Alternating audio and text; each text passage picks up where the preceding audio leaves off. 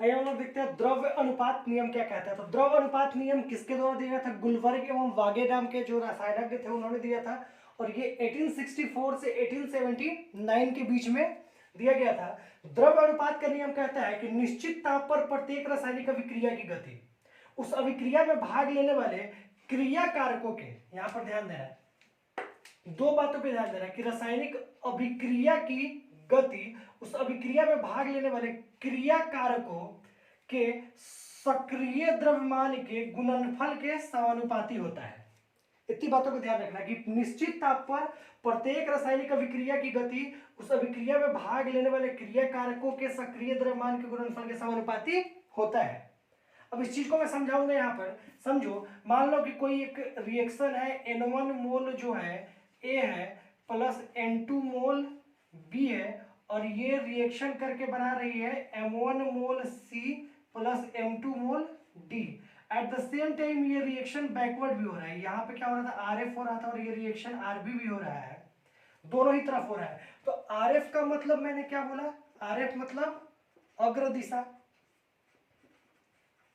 और जहां पर मैं लिखूंगा RB तो क्या होगा? ये प्रतीप दिशा।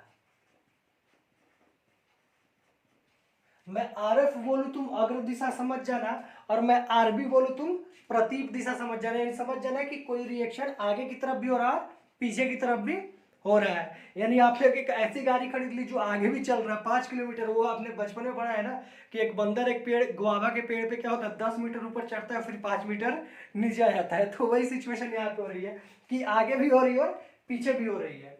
तो अब यहाँ पे कंसेप्ट क्या कहता है कि जो हमारा RF जो है, यानी जो रिएक्शन जो है ना, इसका जो रेट ऑफ रिएक्शन होगा RF के लिए, क्या होगा? RF के लिए जो हमारा रेट ऑफ रिएक्शन होगा, यहां पर देखो मैं लिख रहा हूं कि RF जो होगा यह क्या होगा? समानुपाती होगा, यानी कि प्रोपोर्शनल होगा। किसके? RF जो होगा ये हमारा प्रोपोर्शनल होगा। किसके? ध्यान देना, यहां पर मैं फिर से लिख रहा हूं, RF जो होगा वह समानुपाती होगा, यानी कि प्रोपोर्शनल होगा। किसके? तो हमने क्या बोल रहा है ये कि उस अभिक्रिया में भाग लेने वाले क्रिया कारकों के सक्रिय द्रव्यमान के। अब क्रिया कारक यहाँ पे कौन कौन से हैं? तो A है और B है। ध्यान देना, बहुत ध्यान देने वाली चीज है ये। A है और क्या है? B है। यही है ना, क्योंकि जो रिएक्शन RF हो रहा है, अग्र दिशा में जो रिएक्शन हो रहा है, उसके लिए क्रिया कारक तो क्या होगा? A और B हो गया।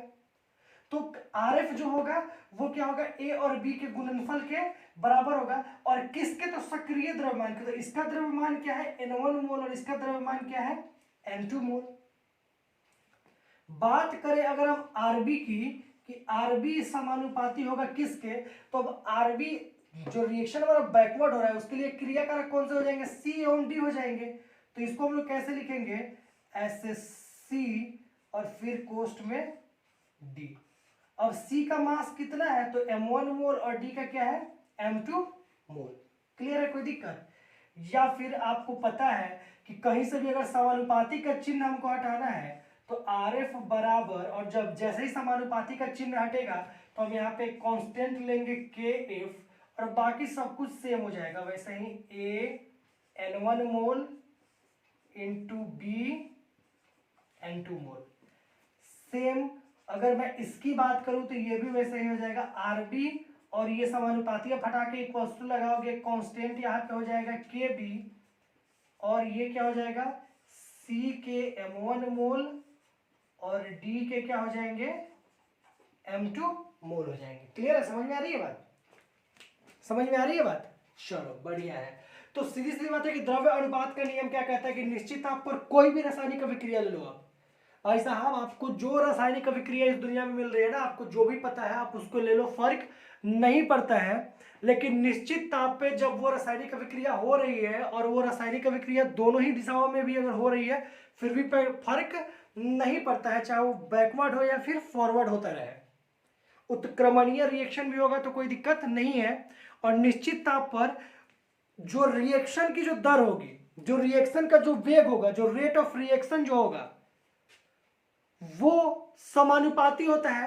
किसके समानुपाती होता है? तो उस रिएक्शन में जो क्रिया कारक भाग लेते हैं ना, उसके एक्टिव मास, उसके सक्रिय द्रव्यमान के गुणनफल के बराबर होता है। और इसी चीज को हमने क्या किया है, यहां पे आपको लिखा है कि ये मान लो कि हमारा क्या है, कोई एक रिएक्शन है। अब आरएफ के लिए ये क्या हो जाएगा, क्रिया कारक, और आरबी के लिए ये क्रिया कारक हो जाएगा। तो अगर आरएफ को हम आरएफ की बात करें तो आरएफ जो होगा वो समानुपाती होगा ए और बी के, किसके, गुणनफल के। और आरबी जो होगा वो सी और डी के सक्रिय मास के गुणनफल के क्या होगा, बराबर होगा। तो इसको आप फटाक से नोट करें, इसको आप फटाक से क्या करें, नोट करें। तो फिर हम लोग आगे का टॉपिक देखेंगे किसके बारे में, तो अभिक्रिया की गति के बारे में, कि अभिक्रिया की गति क्या कहलाती है। अच्छा, यहाँ पे आरएफ एवं आरबी के बारे में आपने नहीं पूछा कि आरएफ एवं आरबी क्या होगा, तो यहाँ पे लिख लेना कि यहाँ आरएफ एवं आरबी क्रमशः